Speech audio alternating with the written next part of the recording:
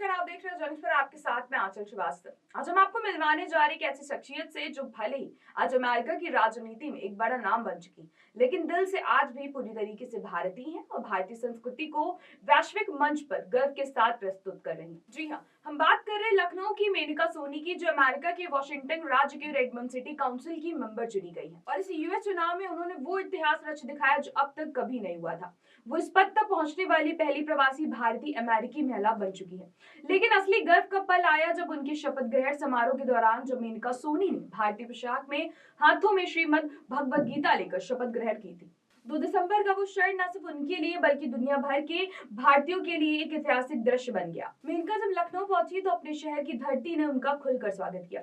फूलों की वर्षा, जयकारों की गूंज और अपने शहर की जनता का प्यार। मेनका विजिबली भावुक नजर आई। उन्होंने प्रेस कॉन्फ्रेंस से बातचीत करते हुए बोला कि विदेश में रहकर भी भारत मेरे दिल में बसता है। वहीं होली और दिवाली भी पूरे उत्साह के साथ मनाते हैं। हमारी होली के कार्यक्रम में 15,000 लोग शामिल हुए थे। भारतीय संस्कृति की यही खूबसूरती है जो सबको जोड़ती है। उनका ये बयान बताता है कि चाहे जड़ें कहीं भी लग जाए, लेकिन उनकी मिट्टी का रंग कभी फीका नहीं पड़ता। जिस शहर की सिटी काउंसिल में मेनका चुनी गई है वो कोई आम शहर नहीं है। ये वही रेडमंड है जहां माइक्रोसॉफ्ट का वैश्विक मुख्यालय स्थित है, अमेरिका का सबसे प्रभावशाली टेक हब, जहां हर दिन दुनिया की दिशा तय करने वाले फैसले लिए जाते हैं। ऐसे में शहर में चुनाव जीतना और भी बड़े मायने रखता है। शपथ समारोह में रेडमंड की मेयर एंजेला बेंडी, काउंसिल के सदस्य और सैकड़ों भारतीय मूल के लोग मौजूद रहे। शपथ जो हर्षेल ने दिलाई, माहौल भारतीय संस्कृति की सुगंध से महक उठा। मेनका की कहानी सिर्फ जीत की नहीं, संघर्ष, मेहनत और सेवा की कहानी भी है। आगरा में जन्म, लखनऊ में परवरिश, सेंट थॉमस सीमेंस से पढ़ाई और लखनऊ विश्वविद्यालय से ग्रेजुएशन।